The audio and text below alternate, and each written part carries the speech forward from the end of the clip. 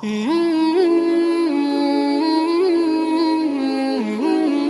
سے پہلے اکرام کرو، قریب کرو. تم اپنی بات کو کسی کے دل میں اتارنے کے لیے پہلے اس کے دل میں جگہ تو بنا لو اکرام سے. اس طرح ہماری جماعتیں بسوں میں ٹرینوں میں دعوت دیتی ہوئی جاویں، اکرام کرتی ہوئی جاویں، کلمہ سکھلاویں، نماز سکھلاویں. اور دیکھو اس کو تم دعوت دو، اس کو چھوڑ مت دو دعوت دے کر. کبھی دیکھو ہماری جماعت جا رہی ہے، میں تم سے بہت ضروری بات کر رہا، ہماری جماعتیں 10 کی نکلی، 10 کے 10 واپس آ گئے. تم نے کیا؟ یوں سمجھتے ہیں کلمہ نماز سیکھنے کے لیے نکلے ہیں، سیکھ لیا. ارے تم گئے کتنوں کو لے کر آئے؟ میں عرض کر چکا، ایک تو فیض نمبر دوسی ایک فرد 80 خاندان لے کر آیا محنت کر کے. یہاں اکیلے پھرتے رہتے ہیں، سمجھتے ہیں ہم دعوت کا کام کر رہے ہیں. میرے دوستوں عزیزوں، جو تمہیں راستے میں ملے اس کو دعوت دو اور ان کو اپنے ساتھ لے لو. بھئی ہماری جماعت وہاں اپنا اسٹیشن میں اترے گی، وہاں اس اسٹیشن پر وہاں ماشاءاللہ علاقے میں مرکز ہے، تم وہاں چلے جانا، وہاں ساتھی سے مل لینا، وہ تمہارے خروج کی ترتیب بنا دیں گے. جماعت نظام الدین جا رہی، نظام الدین لے چلو، آ جاؤ بھائی ہمارے ساتھ چلو. اور اگر بھی نہیں جا سکتے، ابھی تم گھر جا رہے ہو، فلاں تقاضے پر ہو، تو دیکھو تمہارے یہاں علاقے میں فلاں مرکز ہے اور وہاں فلاں ذمہ دار ہے، تم ان سے ملاقات کر لینا، وہ تمہارے خروج کی ترتیب بنا دیں گے. جس کو دعوت دو ماحول میں لاؤ، یہ سنت ہے اصل. جس کو دعوت دو، دعوت دے کے چھوڑ مت دو، دعوت دے کے ماحول میں لاؤ. یہی ساری دنیا میں کام کا اصول ہے. جس کو بھی جہاں دعوت دو اس کو وہاں کے قریب کے عمل کے ماحول میں، قریب کے مرکز میں لے کر آؤ. اس طرح ہر ایک کو کام کے ساتھ جوڑ سکو گے. اور اگر دعوت دے کر چھوڑ دیا تو کام گزرگاہ بن جاوے گا، لوگ آویں گے گزر جاویں گے کام سے. اس طرح ہمیں دعوت دے کر ٹھیے پر لانا ہے، یہی اصل سنت ہے. میں عرض کر چکا، رات بھی عرض کیا تھا کہ حضور اکرم صلی اللہ علیہ وسلم نے جس کو بھی سفر میں دعوت دی اس کو آپ نے مدینہ منورہ آنے کے لیے فرمایا کہ مدینہ ہمارے پاس آؤ. کہ بے شمار قصے ہیں، مگر نہ پڑھتے ہیں، نہ بیان کرتے ہیں، نہ سمجھتے ہیں. سمجھتے ہیں تبلیغ بھائی نکل گئے آ گئے واپس. کہ دیکھو اللہ نے ہمیں کتنوں کی ہدایت کا ذریعہ بنایا، کتنے ہمارے ذریعے سے ہدایت پر آئے. اس طرح ہم محنت کریں، جہاں کا رخ بنائے جماعتوں کا، جماعتیں وہاں پہنچیں. سنت کے مطابق ہمیں بستی میں داخل ہونے سے پہلے دعا مانگ لینی چاہیے. مسنون دعا ہے بستی میں داخل ہونے سے پہلے کی، وہ دعا مانگ لو. وہ دعا نہیں آتی ہے تو کوئی حرج نہیں، تم اپنی الفاظ میں یہ مانگ لو، اے اللہ بستی والوں کے دلوں کو نرم کر دے ہمارے لیے، ان کے دل میں ہماری محبت ڈال دے، ہمارے دل میں ان کی محبت ڈال دے. انبیاء علیہ السلام یہی دعا مانگا کرتے تھے، قوم کی محبت اپنے لیے، اپنی محبت قوم کے لیے. پھر مسجد میں داخل ہو کر مسجد سے ابتدا کریں، سامان مسجد میں داخل ہو کر ایک طرف قیلے سے رکھ دیں. وہاں کے امام صاحب مقامی حضرات کو مشورے میں ضرور شریک کریں. ہم سب سے پہلے جا کر وہاں کے امام مؤذن مسجد کے خادم سے سب سے پہلے ان سے ملاقات کریں، انہیں اعتماد میں لیں، ان کا اکرام کریں، انہیں بتائیں جماعت آئی ہے. جو بھی مسجد کا قانون، مسجد کا کے اصول ہیں اس کی پوری رعایت کریں. یہ نہیں جماعت جا کے ایسے پڑ جاوے جیسے کہ اس سرائے یا ہوٹل میں آ کر ٹھہری ہو، نہیں، بلکہ ہمیں چاہیے مسجد کا ادب کریں، احترام کریں، مسجد کا پانی خود بھر دیں، لاؤ صف ہم بچھا دیں، لاؤ بادائے صف ہم خرید کے لے آویں، لاؤ مسجد کی فلاں ضرورت ہم پوری کر دیں. یہ اللہ کا گھر ہے، کمیٹی کا گھر نہیں ہے. اس زمانے کا سب سے بڑا فتنہ یہ ہے کہ مسجدیں کمیٹی کے گھر بن گئی. اب تو یہ کوشش ہے کسی طرح حکومت کے ملازم بن جاویں کہ حکومت ہی اماموں کو پیسے دے دیا کرے نماز پڑھانے کے. پہلے زمانے میں محلے میں قرآن اندازی ہوا کرتی تھی، وہ کہے امام کا کھانا میرے یہاں سے جاوے گا، وہ کہے میرے یہاں سے جاوے گا. محلے کے لوگوں میں لڑائی ہوتی تھی، امام کا کھانا کون پہنچاوے گا. ایسے امام ہوتے تھے، کئی گھروں سے کھانا جمع ہو جاتا، امام اپنی ضرورت کے مطابق لیتا، پھر وہ کھانا لے کر غربا اور محتاج گھروں میں پہنچا دیا کرتا تھا. یہ تھے برکت کے راستے. اس زمانے میں مسلمان محمد صلی اللہ علیہ وسلم کے مسلح پر کھڑے ہو کر پھر یوں سوچے میرے کھانے کا کیا ہوگا. اللہ اکبر، کتنے نکمے پن کی بات ہے، کتنے نکمے پن کی بات ہے کہ حکومت ہمیں تنخواہ دے دیتی. مجھے تو سن کے بڑا ہی افسوس ہوا جب یہ سنا کہ ائمہ یہ چاہتے ہیں کہ ان کو حکومت تنخواہ دے. ارے تم محمد صلی اللہ علیہ وسلم کے مسلح پر کھڑے ہوئے ہو، اللہ کی ذات عالی سے براہ راست ساری امت کو دلوانے کے لیے ہو۔ ہمارے محلے کے لوگوں کو چاہیے امام کے کھانے کا خود انتظام کریں، اس کی ضروریات کو خود دیکھیں۔ یہ ہمیں نماز پڑھا رہا ہے، یہ ہم پر اس کی ذمہ داری ہے، بجائے اس کے کہ ہر ایک اپنے مال کو بچاوے مسیح کی ضرورت پر خرچ کرنے سے اور مسیح کو فقیر بنا دے غیروں کے ہاتھوں۔ یہ کتنی نکمے پن کی بات ہے۔ یعنی زمانہ جاہلیت میں مشرکین مکہ بیت اللہ پر خرچ کرنے کو اپنا فخر سمجھتے تھے، اس زمانے کے مسلمان مسجد پر خرچ کرنے کو اپنے لیے تاوان اور بھاری سمجھتے ہیں۔ کیسی نکمے پن کی بات، کیسی نکمے پن کی بات ہے۔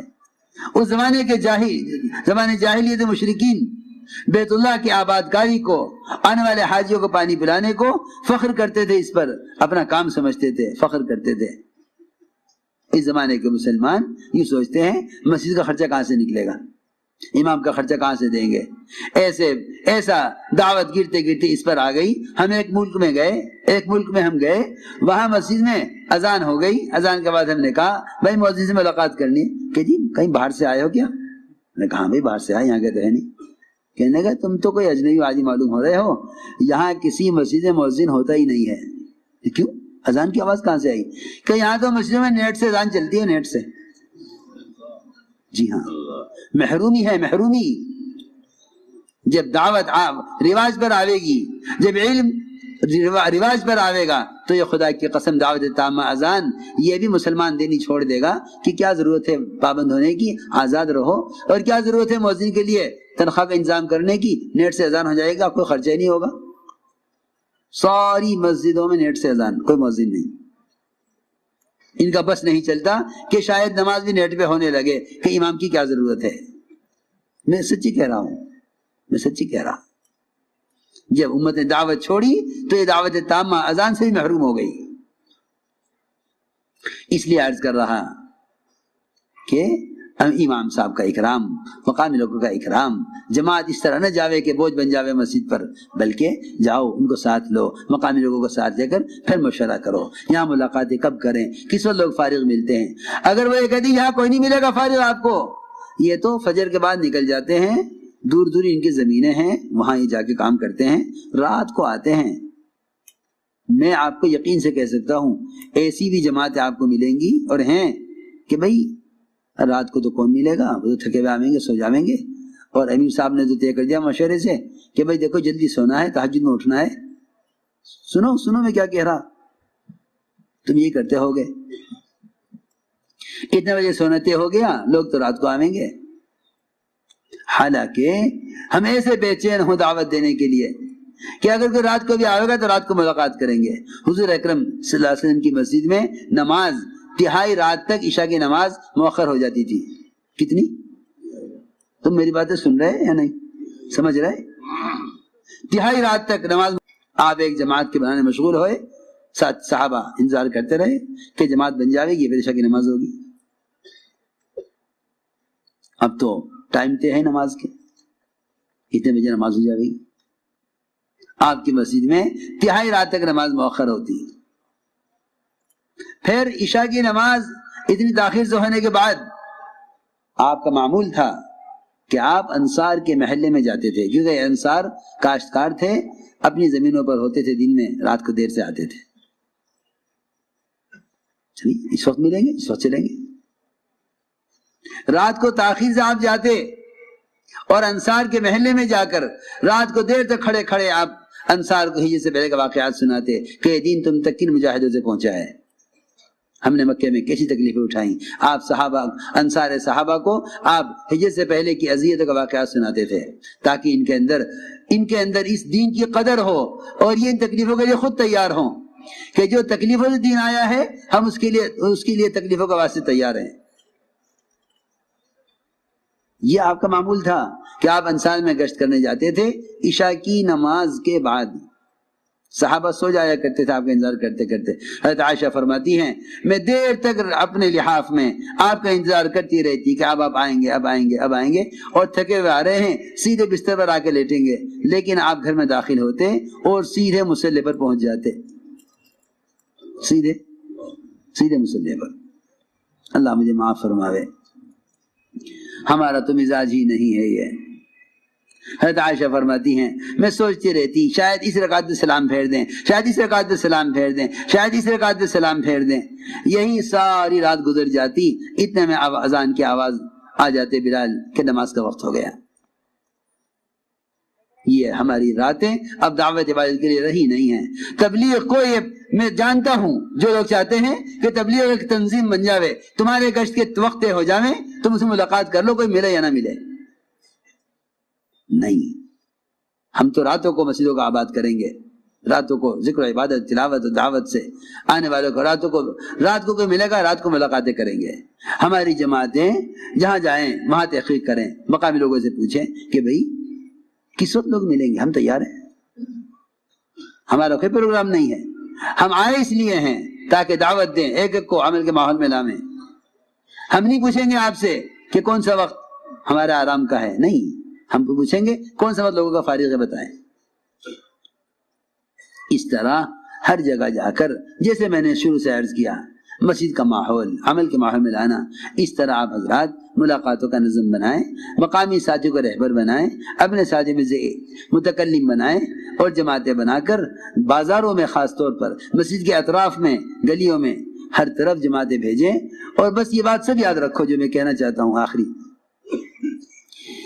کہ جس وقت تم مسجد میں، جس وقت تم ملاقاتیں کرو، اس وقت مسجد کا عمل سے خالی مت چھوڑو، چاہے اپنے مقام پر ہو، چاہے اللہ کے راستے میں نکلے ہوئے ہو. تم کم ہو یا زیادہ ہو، جس وقت تم ملاقاتیں کرو محلے میں اور گشت کرو بازاروں میں، اس وقت مسجد میں عمل چلتا رہے، مسجد عمل سے خالی نہ ہو.